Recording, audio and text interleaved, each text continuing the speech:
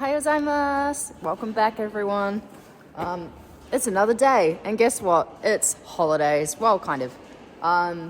We have a few days off, 4 days off, so it's now Tuesday, and I've got until Saturday, which is just after Christmas. Sunday? Friday.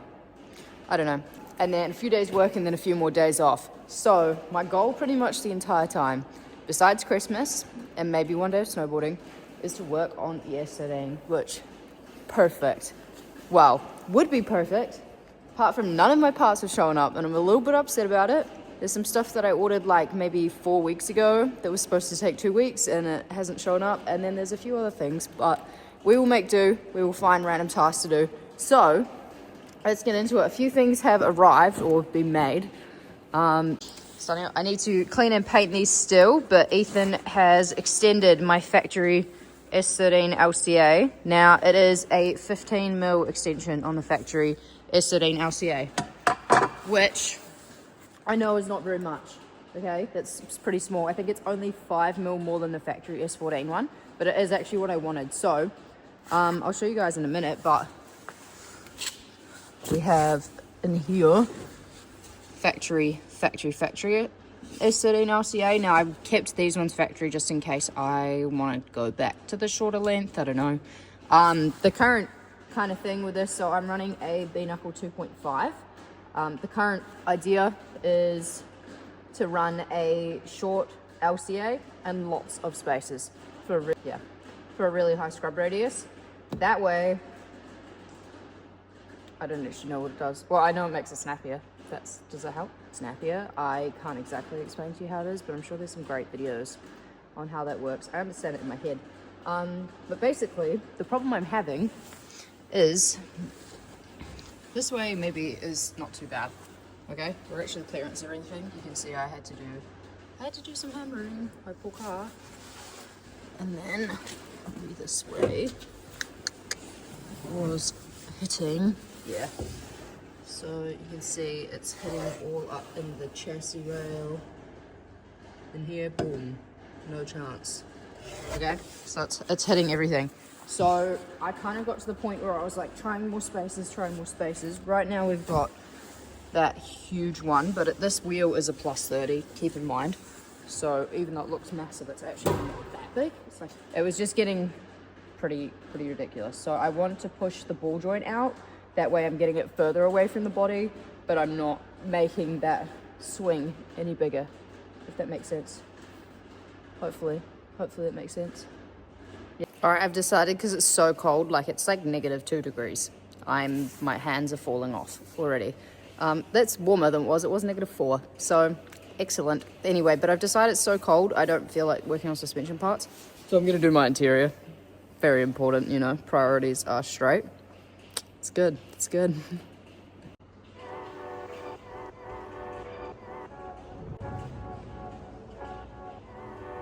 I absolutely love this factory steering wheel. It's so cool, but it's so big, like it's huge. Okay, this steering wheel is like, what I bought is probably too big for what I like. And yeah, the factory one is massive, so I cannot keep it as much as I would like to, but I think I'm gonna keep it as a wall ornament. Look, it has an interior. This is the fake. Yeah, I don't actually have a shifter or a gearbox that works, so this is what we got. This is what we got. All the pink, all the purple. There's still lots of stuff missing, but it's nice to have it all kind of together, rather than just sitting around my house, which is what everything's been doing for the last couple of months. Yeah, very cool.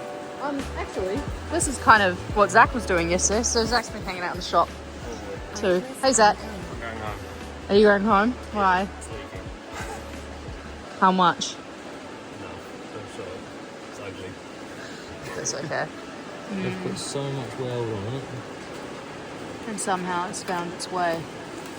Why leak? Why leak? What this is, K24 in your S14 conversion sump. Very, very cool. Zach's done it all himself, which is sick. And he's just, yeah. Ugly. It looks good. It looks good. All right, Zach's a little upset right now, so he's not going to talk about it. But he said he'll run through it with you guys later. But just to give you a start, this is a K24 out of a Odyssey. He is just in the process of making it fit into this very crashed S14. This body is just a shell that he can use to fit everything into. As you can see, he's had to clearance the subframe a little bit to fit the sump. This engine has only thing that's getting done to it. I don't even know if you can see. Oh, you can see a little bit. Valve springs. So it's got dual valve springs and retainers. And that's the only thing he's doing to the engine other than just seals and, you know, that sort of basic stuff. But it's pretty cool. So this fits in here, kind of. And it's all together. I don't know where it's gone, but he's got a CD somewhere and a conversion for it. But anyway, he'll run you guys through a bit more when he's not sad about his sump leaking. Just cleaning these up and painting them. But you can see I just pulled the old crusty demon boots off. So I'll paint those up, fit that on. And then hopefully our parts are here.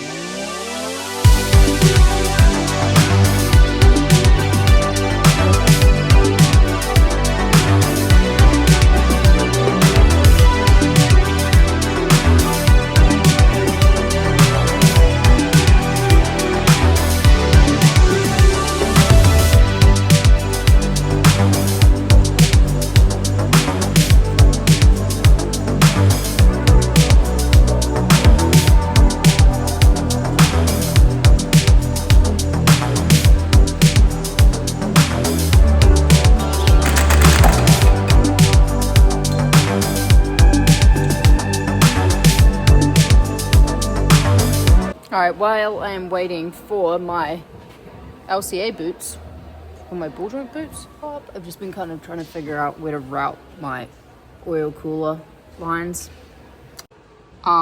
This sucks, by the way.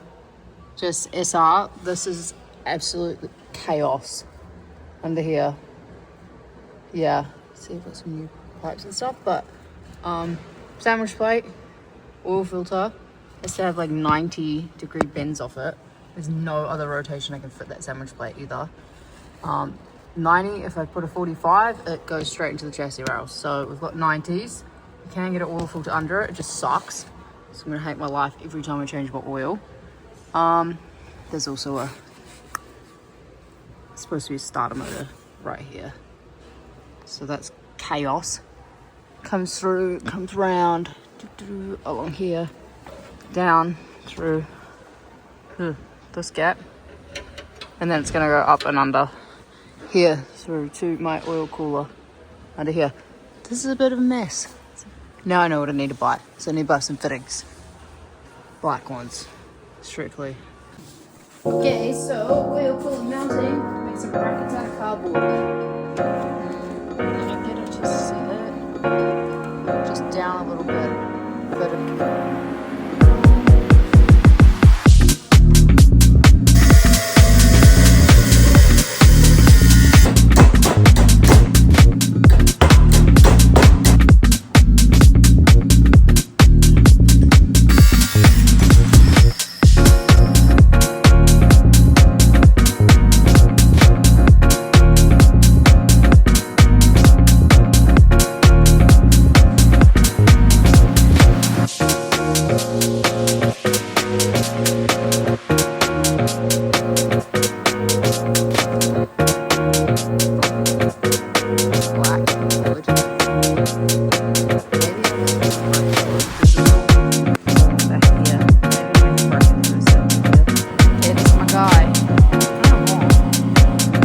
Keto, done. My phone keeps running out of battery, but yeah, looks good. I'm gonna go put it somewhere no one will ever see it ever again. I've got some super cool news to share with you guys coming up in the near future, and I'm so excited to film it and kind of keep you along for my journey. This year's gonna be huge. I'm gonna make it a big one. I'm really gonna try and do everything I really want to do to try and make the most out of this opportunity and the opportunities that I have coming up. Unfortunately, and I'm extremely upset about this, as you can kind of tell, But in order for me to keep going, and keep pushing my dreams, and take up some of the opportunities that I hopefully will have this year. If I don't have them, I'm going to be pretty upset as well, but I do have to sell my S13 at home over in New Zealand, and it's not something I ever wanted to do. Well, I'm really, really, really upset about this, if you can kind of, so I have put it for sale, and it does look like it's already sold, so yeah. Maybe this seems like an overreaction to a lot of people, but it's been a really long time with this car and building it and everything. Right from the get-go, I always bought it to have fun with it, right? I didn't have a lot of money. I got a loan out to get the car. I love S13s. I wanted one forever. I sold my MX-5 to get it. I got it. I loved this car. I drove it to work every single day. I took it drifting and it got crashed on the first day by someone else tandeeming with me. After getting it fixed, I could drive it again. I took it drifting again and it got crashed on the other side. So then I wasn't able to really drive it. I put like one over fender on one side because I had no money to make it work. And I just wanted to try my car. I ended up not drifting for ages and ages, trying to save up for a drift car because I wasn't going to drive that car on the track again. Saved up for a drift car and got my BMW and everything, and that's all old news from now. But that car kind of sat around while I was, figuring out how to pay for that and drifting for the longest time, until about 2023, right at the end. After I came back from Japan, I just started working on it myself, and I was working 3 jobs at the time, and I put every single cent I could to get that thing panel beaded and ready and really nice. And now it is literally my dream. It's what I envisioned for the entire time, and finally made it happen. On my last trip back to New Zealand, I drove it for like 1 week while I was there after putting the whole car back together finally. Obviously I've been in Japan, so I haven't been able to put it back together. Thank you, Jacob, for all the panel work and everything you did while I was away. But yeah, it finally got back together. I drove it for that 1 week, and it just filled my heart, and I was so happy that I finally got that car done. So yeah, maybe an overreaction on what it means to me to sell, and I cannot express enough that like I don't want to sell it. I don't want to sell it. I love that car. It's literally my dream car, and still is every day. Every time I look at it, I'm like, whoa, that's my car. That's so cool. And every time I see a white S13, I'm like, that's cool, but mine is cooler. Like it's actually my dream car. So it breaks my heart to sell it, but yeah, bigger and better things. There is a purpose to it. I'm not just doing it because I ran out of money and I want to build a drift car. It is actually, there are bigger opportunities, and hopefully it'll lead to me getting to live the life I want to live and to keep driving and to keep pushing. So I think it is worth it for that.